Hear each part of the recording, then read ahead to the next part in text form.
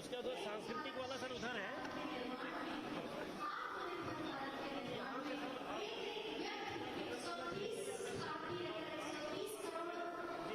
कर्मयोगी के रूप में निर्माण में जुटेंगे तो निश्चित रूप से भारत एक विश्व गुरु बनेगा। माननीय मुख्यमंत्री महोदय का आगमन अवलोकन के पश्चात मंच पर पधारेंगे। मैं चाहती हूँ आप सब अपने स्थान पर खड़े होकर रंजक ध्वनि से उनका स्वागत अभिनंदन करें, उन्हें अपने प्रणाम समर्पित करें, मंच को अपने प्रणाम समर्पित करें। सभी से अनुरोध है कि कृपया आप अपने स्थान पर बैठ जाएं। सभी से अनुरोध है कि अपना स्थान ग्रहण करें। आज कहानी मां भारती के सच्चे सबूत के इस छाया प्रदर्शनी जो माननीय प्रधानमंत्री श्री नरेंद्र मोदी जी के जन्म दिवस पर कृतज्ञता स्वरूप हमारी ओर से आयोजित की गई है, उसके समारोह में हम माननीय मुख्यमंत्री और समस्त अतिथियों का स्वागत करते हैं। पीछे हटाइए ना। एक बार जोरदार तालियों से स्वागत करें।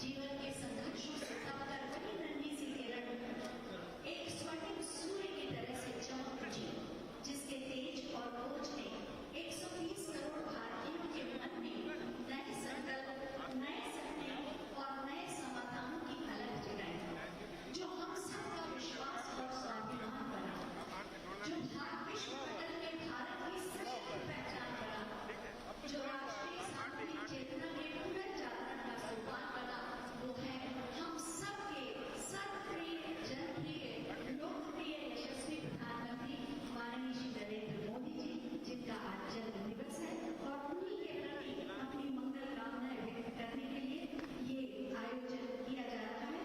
सबसे पहले मैं प्रमुख सचिव मुख्यमंत्री सूचना एवं वित्त श्री संजय प्रसाद जी से अनुरोध करूंगी कि हम सब की ओर से माननीय मुख्यमंत्री महोदय को पुष्प भेंट कर उनका स्वागत करें, अभिनंदन करें और आप सब तालियों के पुष्पों से अपनी भावनाएं मंच तक पहुंचाएं।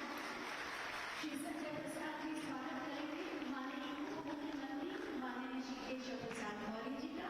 आपकी तालियों का साथ मिलता है। माननीय उप मुख्यमंत्री माननीय श्री ब्रजेश पाठक जी का।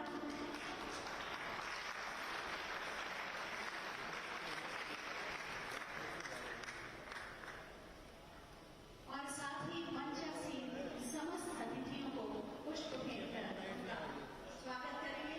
माननीय विधायक माननीय श्री आशुतोष टंडन जी का स्वागत और मंचासीन समस्त अतिथियों का स्वागत, जो माननीय मुख्यमंत्री महोदय के कुशल नेतृत्व में माननीय प्रधानमंत्री महोदय के स्वप्न को साकार करने के लिए रात दिन प्रयत्नशील है। हमारे समस्त मंचासीन प्रशासनिक अधिकारी सभी का स्वागत, अभिनंदन। और अब मैं मुख्य सचिव श्री दुर्गा शंकर मिश्र जी से अनुरोध करूंगी कि वो हम सबकी ओर से अतिथियों का स्वागत करें।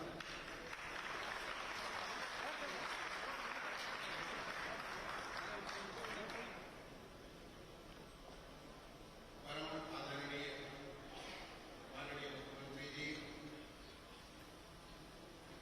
माननीय उप मुख्यमंत्री गण, माननीय श्री टंडन जी, मंच पर आसीन हमारे सहयोगी वरिष्ठ अधिकारीगण, आज के इस महत्वपूर्ण सभा में समस्त भाइयों बहनों, यह मेरा सौभाग्य है कि आज जब पूरा देश हमारे देश के यशस्वी जनप्रिय माननीय प्रधानमंत्री श्री नरेंद्र मोदी जी का जन्मदिन मनाने के लिए सब जगह, तमाम जगह सभाएं, पूजा स्थान स्थान पर हो रहा है। आज इस कार्यक्रम में हम सबको अपने माननीय मुख्यमंत्री जी को सुनने का अवसर मिलेगा। माननीय उप मुख्यमंत्री गण श्री मौर्य जी, श्री पाठक जी को सुनने का अवसर मिलेगा। आप सबको मैं यहाँ पे आज के इस कार्यक्रम में बहुत बहुत स्वागत करता हूँ। ये हम सबका सौभाग्य है कि हम उस युग में जी रहे हैं, उस युग में कुछ कर रहे हैं जब हमारे माननीय प्रधानमंत्री जी श्री नरेंद्र मोदी जी का आशीर्वाद का विजन पूरे देश के नवनिर्माण में, पूरे देश को एक नए कलेवर देने में, एक नया स्थान देने में लगा हुआ है। आज हमारे देश में भगवान विश्वकर्मा का भी जन्मदिवस मनाया जा रहा है, स्थान स्थान पर मनाया जा रहा है, जिन्होंने द्वारिकापुरी, जिन्होंने इंद्रप्रस्थ और तमाम सारे ऐसे निर्माण किए।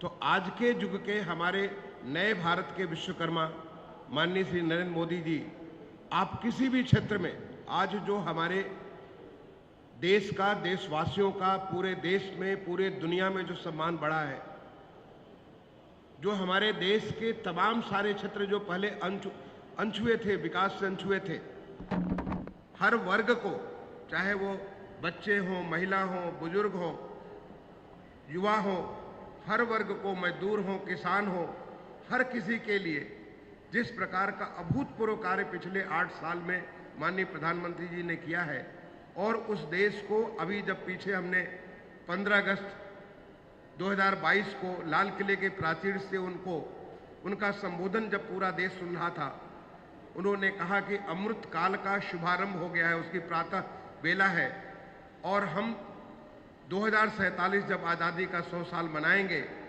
तो हमारा देश एक विकसित देश होगा। और उसके उन्होंने पंच प्राण की व्याख्या की अपने संबोधन में, कैसे हम अपने देश को एक विकसित देश ले जाएंगे। इसका मैंने अनुभव किया है। मेरा बहुत बड़ा सौभाग्य है कि मैं उनके साथ लगभग 7.5 साल एडिशनल सेक्रेटरी के रूप में, सेक्रेटरी के रूप में काम करके बहुत नज़दीक से उनका आशीर्वाद लेने के लिए, उनको सुन करके, उनसे प्रेरणा लेकर के बहुत कुछ करने का एक अनुभव लिया। और मैं समझता हूं कि वो तमाम सारे हर देशवासी जो पहले बार हर देशवासी को एक सम्मान मिल रहा है, एक भारतीय होने का सम्मान मिल रहा है, वो हर एक देशवासी उसको समझता है। हर कोई सिविल सर्वेंट, हर कोई वर्ग के लोग समझते हैं कि कैसे हम देश को क्या कुछ दे सकते हैं। इस देश की पूरी ताकत उभार रखी है ऐसे एक महान नेता का, जिसको जुग जुग तक लोग हमेशा के लिए उसको ध्यान रखेंगे। आज उनका जन्मदिवस मनाने के लिए हम लोग उपस्थित हैं।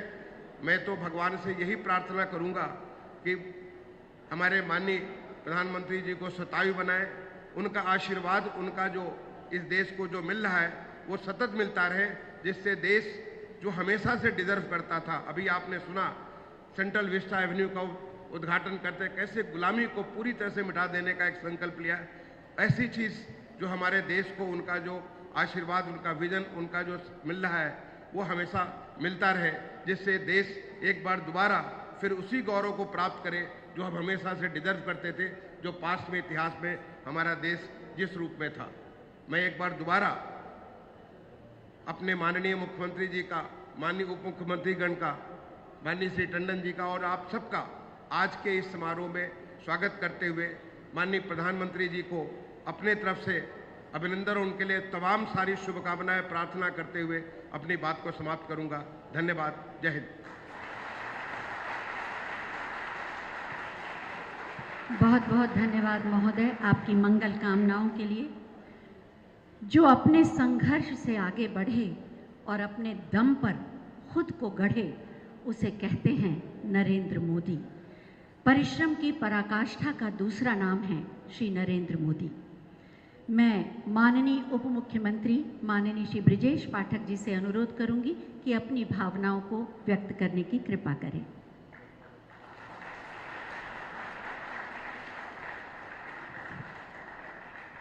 भारत माता के, भारत माता के। आदरणीय प्रधानमंत्री नरेंद्र मोदी जी के जन्म दिवस के शुभ अवसर पर आयोजित इस भव्य एवं गरिमामय समारोह में मुख्य अतिथि के रूप में उपस्थित प्रदेश के एसएसपी जननायक मुख्यमंत्री आदरणीय योगी आदित्यनाथ जी,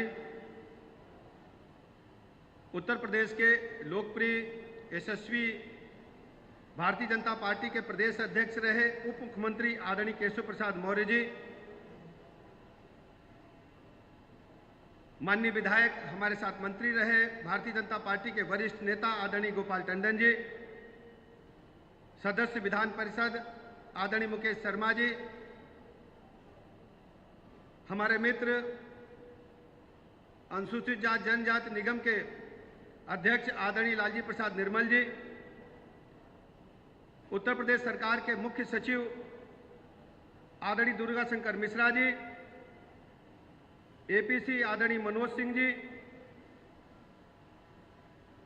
सलाहकार आदरणीय मुख्यमंत्री अवनीश अवस्थी जी, आदरणीय देवेश चतुर्वेदी जी, आदरणीय अरविंद कुमार जी, आदरणीय अमृत अभिजात जी, आदरणीय देवेंद्र सिंह चौहान जी, आदरणीय नवनीत सहगल जी, लखनऊ के मंडलायुक्त महोदय, लखनऊ के जिलाधिकारी महोदय, उपस्थित सभी भाइयों तथा बहनों पत्रकार मित्रों, आज पूरा देश आदरणीय प्रधानमंत्री नरेंद्र मोदी जी का 72वां जन्म दिवस हर्षोल्लास और धूमधाम के साथ मना रहा है। हम सब कार्यकर्ता प्रातःकाल से ही अपने घरों से निकल करके सेवा पखवाड़े के रूप में आज रक्तदान अमृत महोत्सव को सफल बनाने के लिए काम कर रहे हैं। जिस ढंग से कार्यकर्ताओं में आम जनता के बीच में हर्षोल्लास के साथ ये जन्म दिवस मनाया जा रहा, मैं कह सकता हूं कि हमारे देश और प्रदेश के नौजवानों के लिए आज ऐतिहासिक दिन है, गौरवशाली दिन है। 2014 से पहले भारत के बारे में यदि हम सब सोचें तो दुनिया के पैमाने पर भारत की वो साख नहीं थी जो आदरणीय प्रधानमंत्री नरेंद्र मोदी जी के बाद पूरे दुनिया के पैमाने पर भारत का रुतबा बढ़ा है। आदरणीय प्रधानमंत्री जी ने जब 2014 में देश की कमान संभाली तो उनके सामने दो चुनौतियां थी। एक चुनौती तो भारत के अंदर आम आदमी के जीवन में, गरीब आदमी के जीवन में, वंचित आदमी के जीवन में उत्थान लाना था, और दूसरी चुनौती दुनिया के पैमाने पर भारत की साख को आगे बढ़ाना था। आदरणीय प्रधानमंत्री जी का एक पैर भारत के किसी कोने में होता था, गरीब कल्याण की योजनाओं को बनाने में होता था, और दूसरी तरफ दुनिया के किसी देश में होते थे। आप लोगों ने 14 से 19 वाले कार्यकाल को देखा होगा। मैं कह सकता हूं कि दुनिया में आदरणीय प्रधानमंत्री नरेंद्र मोदी जी की साख इतनी बढ़ी कि जब रूस और यूक्रेन का युद्ध शुरू हुआ, उस युद्ध के दौरान भारत के ढेर सारे छात्र फंसे थे, वहां पर दुनिया के ढेर सारे छात्र फंसे थे। लेकिन आदरणीय प्रधानमंत्री जी ने एक तरफ रूस से बात की, दूसरी तरफ यूक्रेन से बात की कि हम अपने स्टूडेंट्स को, अपने नागरिकों को निकालेंगे, कृपया युद्ध विराम कीजिए। और मुझे बताने में प्रसन्नता हो रही, खुशी हो रही है कि दोनों देशों ने आदरणीय प्रधानमंत्री जी की इस बात को स्वीकारा और भारत का झंडा लगा करके बसें, और जब गाड़ियां वहां से निकली तो एक भी गोली नहीं चली, हमारे छात्र सकुशल भारत आए। ये है साख आदरणीय प्रधानमंत्री नरेंद्र मोदी जी। और भारत के अंदर मैं कह सकता हूं गरीब कल्याण योजनाएं, आजादी के कई दशक बीत गए, लेकिन गरीब को पक्का मकान, गरीब को शुद्ध पेयजल, गरीब को बड़े मकानों की तरह एलईडी की लाइट, गरीब को शौचालय, गरीब को मुफ्त अन्न, गरीब को 5 लाख तक का निःशुल्क इलाज, ढेर सारी सैकड़ों योजनाएं अगर हम बताने लगेंगे ढेर सारा समय जाएगा। आज गरीब आदमी, आम आदमी, वंचित आदमी के जीवन स्तर में बदलाव आया है, उसके जीवन स्तर में उत्थान हुआ है। वो महसूस कर रहा है कि हमारी अपनी सरकार है, गरीब की अपनी सरकार है। और जब कोरोना महामारी का काल आया, पूरी दुनिया त्राही त्राही कर रही थी, तो प्रधानमंत्री जी अम्ब्रेला लेकर के एक गार्जियन की भांति, अभिभावक की भांति पूरे देश को बचाने का काम किया। मैं पूरे प्रदेश वासियों को ऐसे शुभ अवसर पर बधाइयां देता हूं, शुभकामनाएं देता हूं, और उत्तर प्रदेश के 25 करोड़ लोगों को बधाइयां देते हुए आप सबकी तरफ से आदरणीय प्रधानमंत्री जी को 72वें जन्म दिवस की बहुत बहुत शुभकामनाएं देता हूं। और अपने नौजवानों को, अपने युवाओं को, अपने नौजवानों को, अपने स्टूडेंट्स को इस बात का भरोसा दिलाता हूं, आदरणीय प्रधानमंत्री जी ने नवाचार करिए, जिस ढंग से युवाओं को जोड़ने का काम किया है, वो दिन दूर नहीं जब सामने बैठे छात्र महसूस करेंगे कि उनकी अपनी सरकार है। उन नवाचार के माध्यम से देश के, प्रदेश के बड़े उद्योगपति बन सकेंगे। मैं आप सबको बहुत बहुत शुभकामनाएं देते हुए बात समाप्त करता हूं। धन्यवाद।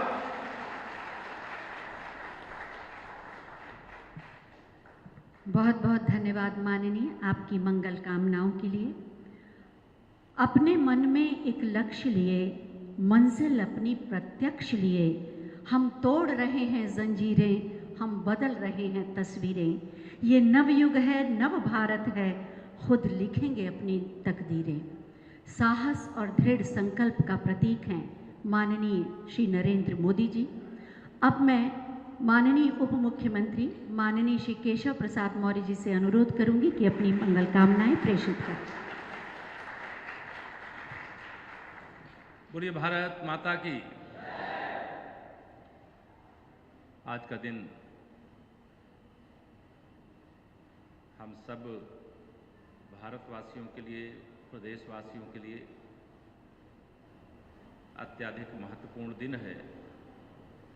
और ऐसे महत्वपूर्ण दिन जब देव शिल्पी भगवान विश्वकर्मा की जयंती और देश के माननीय प्रधानमंत्री श्री माननीय नरेंद्र मोदी जी का जन्मदिवस है, ऐसे अवसर पर इस विथिका का, जिसको अभी हम लोग सांकेतिक रूप से देखते हुए आ रहे हैं, जिसका माननीय मुख्यमंत्री आदरणीय योगी आदित्यनाथ जी के करकमलों से आज यह शुभारंभ हुआ है।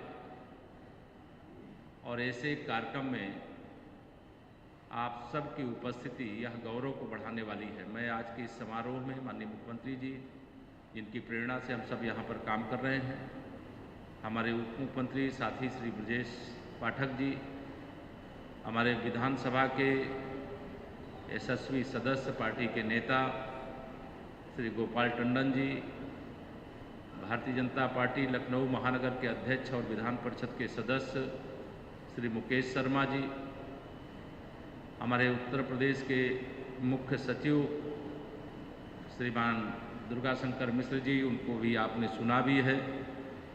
मंच पर हमारे सभी वरिष्ठ अधिकारी, सामने बैठे हुए तमाम सारे पदाधिकारी और वरिष्ठ जन, क्योंकि आज जन्मदिन का कोई समारोह जैसा मनाने का माननीय प्रधानमंत्री जी की यही भावना रहती है कि समारोह नहीं, जब भी अवसर मिले तो सेवा करो। और भारतीय जनता पार्टी के राष्ट्रीय नेतृत्व ने और केंद्र सरकार के, प्रदेश सरकार के सभी विभागों ने माननीय प्रधानमंत्री जी के जन्म दिवस 17 सितंबर से गांधी जी की जयंती 2 अक्टूबर तक सेवा पखवाड़ा इस रूप में मनाने का एक जो निर्णय लिया है, उस निर्णय के क्रम में आज यहाँ पर यह वेदिका, जहाँ पर माननीय प्रधानमंत्री श्री नरेंद्र मोदी जी के जीवन से जुड़ा हुआ बहुत कुछ है, जिसे भी समाज की, देश की सेवा करना है, उसे सीखने का अवसर है। जो बिना थके, बिना रुके, जो मेरी सूचना है उस सूचना के हिसाब से जब से माननीय प्रधानमंत्री जी मुख्यमंत्री बने थे 2003 में, प्रधानमंत्री बनने के बाद से लेकर के, मुख्यमंत्री बनने के बाद से लेकर के प्रधानमंत्री तक की यात्रा में बिना एक दिन का अवकाश लिए, जिन्होंने अपना हर पल, हर क्षण देश के लिए और समाज के लिए समर्पित किया है, ऐसा आदर्श नेता पूरी दुनिया में दूसरा कोई नहीं है। मैं अपने आदर्श नेता, अपने प्रेरणा पुंज माननीय प्रधानमंत्री श्री नरेंद्र मोदी जी को जन्म दिवस की शुभकामनाएं देता हूं। भगवान से प्रार्थना करता हूं उन्हें सदा स्वस्थ रखें, दीर्घायु करें और हमारी भी आयु माननीय प्रधानमंत्री जी के साथ जुड़ जाए और वह सदा हम सबका, देश का नेतृत्व करे, ऐसी हम कामना करते हैं। आज मुझे इस बात को, अभी मैं जब अंदर आ रहा था, यहाँ से दिखाई दे रहा है गुजरात मॉडल। या गुजरात मॉडल क्या है?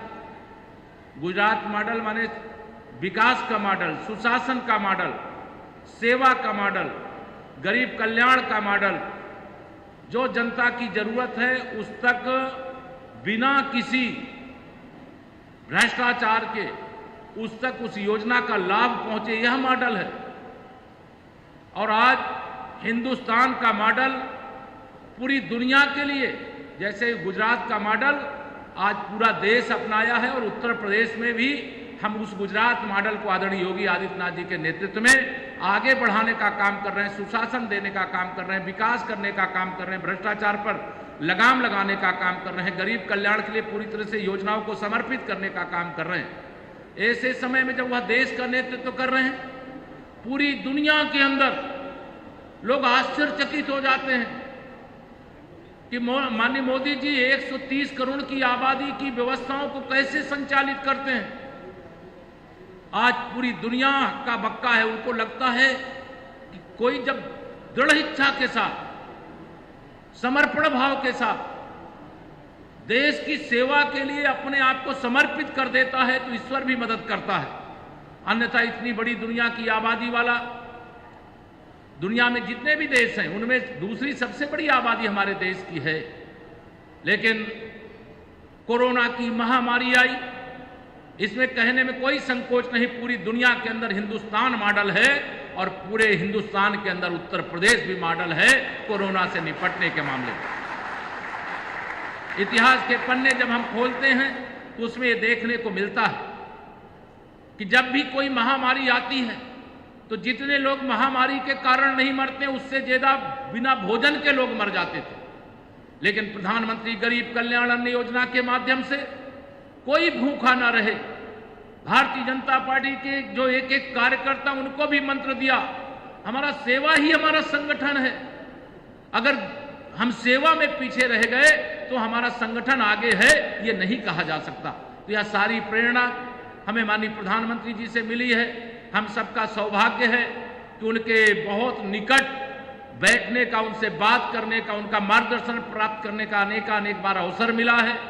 मैं आज एक बार फिर से जन्म दिवस के अवसर पर माननीय प्रधानमंत्री श्री नरेंद्र मोदी जी को पुनः शुभकामना देता हूं और भगवान से प्रार्थना करता हूं वो सदा स्वस्थ रहें, दीर्घायु हों। यह 72वां जन्मदिन निश्चित तौर से इस देश के लिए एक प्रेरणा का पुंज, एक पखवाड़ा पूरा सेवा में समर्पित होगा। और ऐसे अवसर पर हमारे माननीय मुख्यमंत्री जी हैं, उनको हमें सबको सुनने का मौका मिलेगा। मैं ज्यादा बातें ना करके इतना ही निवेदन करके कि आप सब सेवा में अपने आप को समर्पित करके माननीय प्रधानमंत्री जी की भावनाओं के अनुसार समाज में कोई भूखा प्यासा पीड़ित ना रहे, इस दिशा में आगे बढ़े, यही आह्वान करके अपनी वाणी को विराम। बहुत बहुत धन्यवाद। बहुत बहुत धन्यवाद माननीय, आपकी मंगल कामनाओं के लिए। आज यहाँ पर जिसमें माननीय प्रधानमंत्री महोदय के व्यक्तित्व के विभिन्न आयामों की गाथाओं को समेटे हुए है ये प्रदर्शनी। वास्तव में माननीय प्रधानमंत्री महोदय की जीवन यात्रा सिर्फ एक जीवन यात्रा नहीं, बल्कि लोक कल्याण के कार्यक्रमों की एक लंबी विकास यात्रा है। एक ऐसी विकास यात्रा जिसने भारत ही नहीं, उत्तर प्रदेश की तस्वीर को भी बदल दिया है। इसी पर आधारित एक छोटी सी फिल्म, आइए देखते हैं। माननीय प्रधानमंत्री नरेंद्र मोदी जी का मानना है कि हमारा प्रयास है देश का हर व्यक्ति सशक्त बने, समावेशी समाज का निर्माण हो, सम और मम के भाव से समाज में समरसता बढ़े और सब एक साथ मिलकर आगे बढ़े। ये शेर का कदम है, ये लायन का स्टेप है, make in India. Make in India का नारा देकर देश को दी आत्मनिर्भर बनने की प्रेरणा। डिजिटल इंडिया को बढ़ावा देकर सरकार को पहुंचाया जनता के द्वार। युवाओं को दिया स्किल इंडिया का मंत्र, तो खेलो इंडिया योजना से मिला खिलाड़ियों को बढ़ावा। ग्राम स्वराज का सपना साकार करने के लिए हर गांव को सड़क से जोड़ा, तो 15 करोड़ गरीब परिवारों को दिया मुफ्त अनाज। किसानों की आमदनी को दोगुना करने की ठानी, तो पहली बार अन्नदाताओं को मिली सम्मान निधि की मदद। उत्तर प्रदेश में किसानों के बैंक खातों में पहुंचे 48,324 करोड़ रुपए। स्वच्छ भारत का अलख जगाकर जनता को दिया निरोग रहने का नुस्खा, तो खुले में शौच का कलंक मिटाने के लिए बनाए 2,61,00,000 शौचालय। गृहिणियों को धुएं से मुक्ति दिलाने के लिए 1,70,00,000 परिवारों को बांटे मुफ्त गैस कनेक्शन। आयुष्मान भारत से 6,51,00,000 गरीबों को मिला 5 लाख रुपए का स्वास्थ्य बीमा, तो 63 लाख लोगों ने उठाया जीवन ज्योति बीमा का लाभ। स्मार्ट सिटी से शहरों को औद्योगिक विकास का इंजन बनाने की कोशिश तो मुफ्त बिजली घर देकर 1,43,00,000 घरों तक पहुंचाया सौभाग्य का उजाला। शक्ति स्वरूपा नारियों को दी सुकन्या सुमंगला और मातृ वंदना योजना की सौगात। नमामि गंगे के रूप में किया गंगा की सफाई के लिए प्रयास तो फिट इंडिया के जरिए योग को दी वैश्विक पहचान। उत्तर प्रदेश के हर जनपद को दिया एक मेडिकल कॉलेज का उपहार। 65 कॉलेज शुरू किए, 22 हैं निर्माणाधीन। स्वरोजगार को बढ़ावा देने के लिए 1,39,00,000 उद्यमियों को किया गया लाभान्वित। जनधन योजना के जरिए 7,02,00,000 से ज्यादा लोगों का खोला गया बैंक खाता। जल जीवन मिशन में हर घर तक नल से जल पहुंचाने का संकल्प लिया। अब तक 30,000 से ज्यादा ग्राम पंचायतों में पहुंची स्वच्छ पेयजल की धार। ग्रामीण मजदूरों को मनरेगा से मिला रोजगार। 135 करोड़ 85 लाख मानव दिवस की योजनाएं पूरी। 45 लाख से ज्यादा बेघर परिवारों को दिए सभी सुविधाओं वाले पक्के मकान। देशवासियों को दिया कोरोना जैसी महामारी से लड़ने का हौसला। 38 करोड़ लोगों का किया मुफ्त टीकाकरण। मां भारती के प्रधान सेवक कहे जाने वाले, जन जन के मन की बात को पहचानने वाले, हर भारतवासी को मुस्कुराता देखने की तमन्ना रखने वाले ओजस्वी, तेजस्वी और यशस्वी प्रधानमंत्री श्री नरेंद्र मोदी जी को जन्म दिवस की मंगल कामनाएं।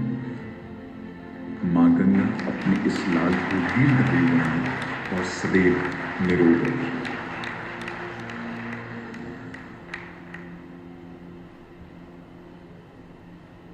अभी आपने बदलते हुए उत्तर प्रदेश की ये तस्वीर देखी, जो माननीय प्रधानमंत्री महोदय की विकास यात्रा का ही एक अध्याय है।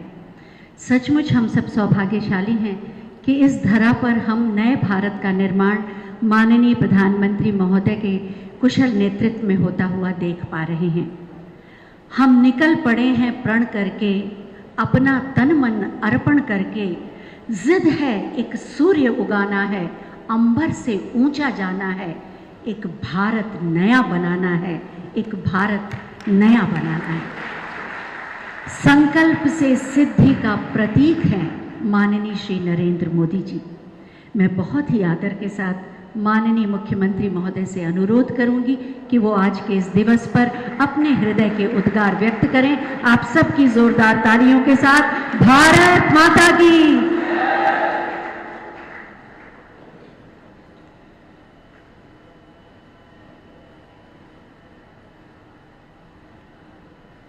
आज की इस छायाचित्र प्रदर्शनी के उद्घाटन कार्यक्रम में उपस्थित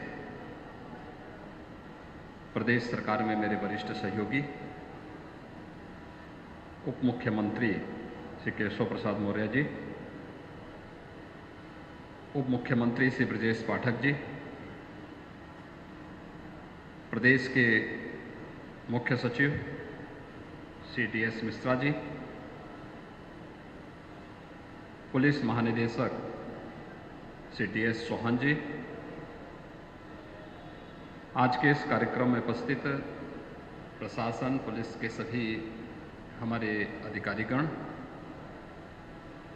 सभी सम्मानित जनप्रतिनिधिगण और उपस्थित भाइयों बहनों,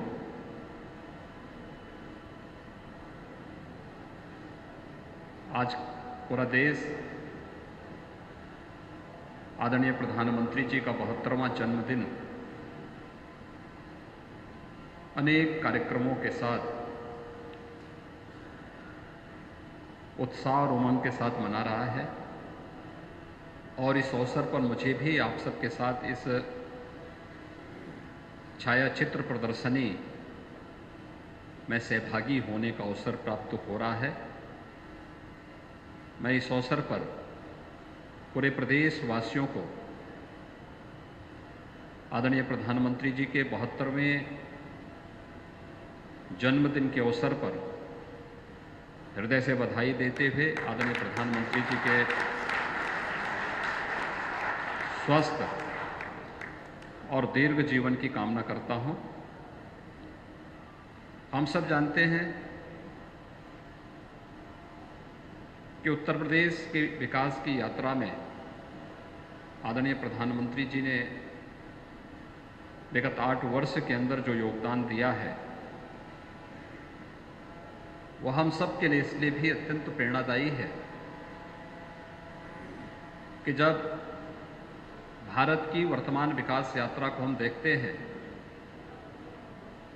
तो इस विकास यात्रा का शुभारंभ अविनाशी काशी से हम देख सकते हैं। काशी के एक लोकप्रिय सांसद के रूप में अपनी इस यात्रा को आगे बढ़ाते हुए देश के सर्वोच्च सदन में उत्तर प्रदेश का प्रतिनिधित्व करते हुए भारत के सर्वांगीण विकास के लिए जो कार्य विगत 8 वर्ष के अंदर आदरणीय प्रधानमंत्री जी के नेतृत्व में हुआ है वह इस देश के अंदर उन सभी महापुरुषों के उस सपने को साकार करने वाला है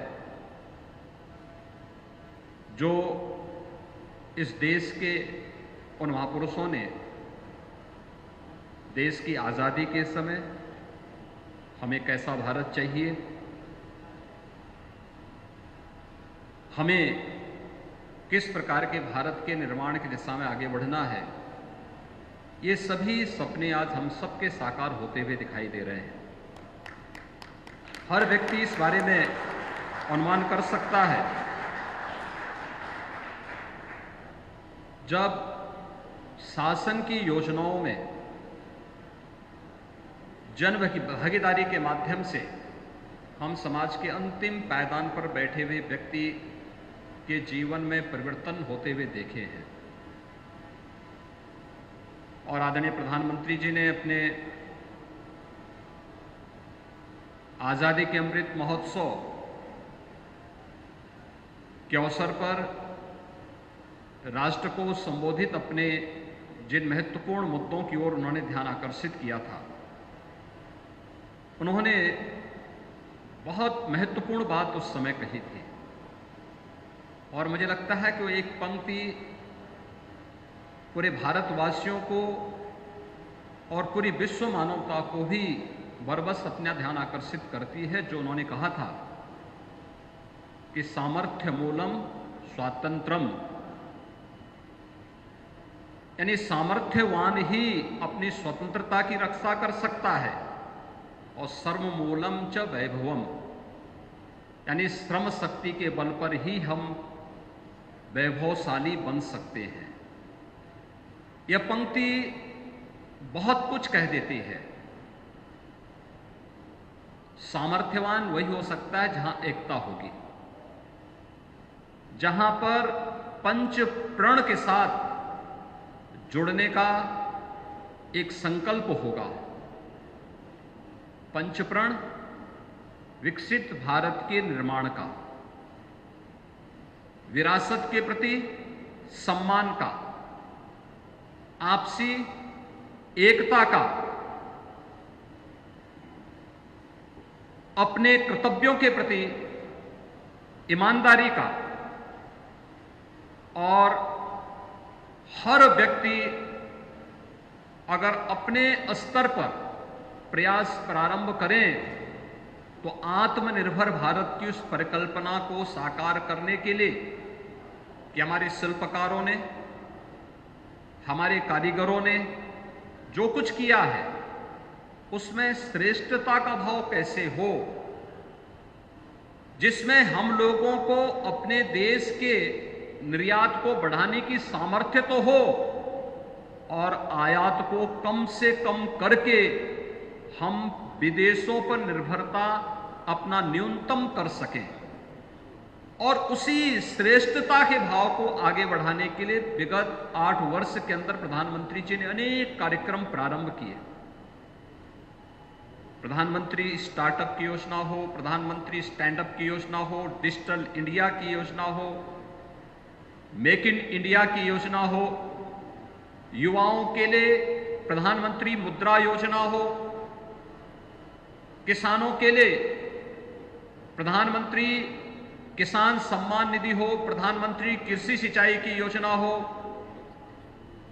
किसान बीमा योजना हो, यानी अनेक प्रकार की योजनाएं, बेटी बचाओ बेटी पढ़ाओ का कार्यक्रम हो या मातृ वंदना की योजना,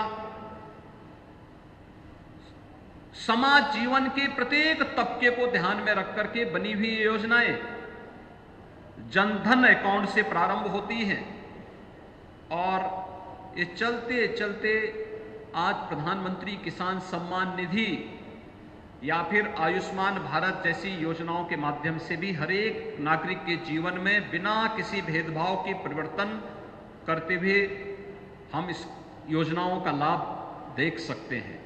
इसने भारत की सामर्थ्य की पहचान वैश्विक मंच पर दी है और यही कारण है पूरे भारत में एक नया विश्वास जागृत हुआ है। तो वैश्विक मंच पर भी आज कोई निर्णय ऐसा नहीं जो भारत की अनदेखी करते हुए कोई देश कर सके, विश्व समुदाय कर सके। यही भारत के सामर्थ्य की एक परीक्षा है, ये वही कसौटी है जो हम सबको अपने नागरिकों के प्रति विश्वास का भाव पैदा करता है। दुनिया के अंदर हम लोगों ने इस सदी की सबसे बड़ी महामारी के अंदर तक देखा है कि दुनिया के अंदर लोगों ने भले ही अपने व्यक्तिगत जीवन में कितने ही अनुशासन को क्यों न माना हो, लेकिन जब उन देशों में कोरोना कालखंड में लॉकडाउन की बात आई तो उन सबका अनुशासन डगमगा गया, लोग सड़कों पर उतर गए।